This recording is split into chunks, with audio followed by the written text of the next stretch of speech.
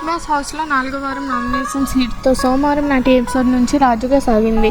నవీల్, ఎస్మీలు సోనియాకి చుక్కలు చూపించారు. అటు చిన్నోడిని ఇటు పెద్దోడిని పెట్టుకొని ఆమె ఆడుతున్న గ్రూప్ గేమ్ బట్టబయలు చేసి ఇచ్చి పడేశారు.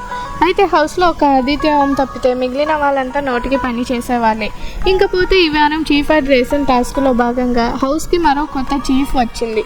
లైవ్ అప్డేట్స్ చూస్తూ కిరాక్ సీత హౌస్కి కొత్త చీఫ్ అయింది. ఇప్పుడు హౌస్ మొత్తం 2 టీంలుగా విడిపోయింది. నిఖిల్ వర్సెస్ సీత టీంల మధ్య పోరు ఆసక్తికరంగా ఉండబోతుంది. ఇంకా ఈ 2 టీంలను గమనిస్తే ఎస్మి అసహించుకొని ప్రతి వారం నామినేట్ చేస్తానని శపథం చేసిన మణికంఠ ఆమె టీంలోనే ఉన్నాడు. మరోవైపు ఈ వారం నామినేషన్స్లో ఉన్న మణికంఠతో పాటు సోనియాని కూడా నామినేట్ చేసి ఆమె గ్రూప్ గేమ్ బండారాన్ని బయటపెట్టింది ఎస్మి గౌడ. అయితే ఎస్మి నామినేట్ చేసిన మణికంఠ, సోనియా టీంలోనే ఎస్మి గౌడ ఉంది. ఉప్పు నిప్పుగా ఉన్న వీళ్ళు కలిసికట్టుగా గేమ్ ఎలా ఆడతారన్నది ఆసక్తికరంగా మారింది. మొత్తానికి కిరాక్ సీత అయితే చీఫ్ అయిపోయింది. తన టీంని ఎలా లీడ్ చేస్తుందో చూడాలి. మరిన్ని లైవ్ అప్డేట్స్ కోసం చూస్తూనే ఉండండి.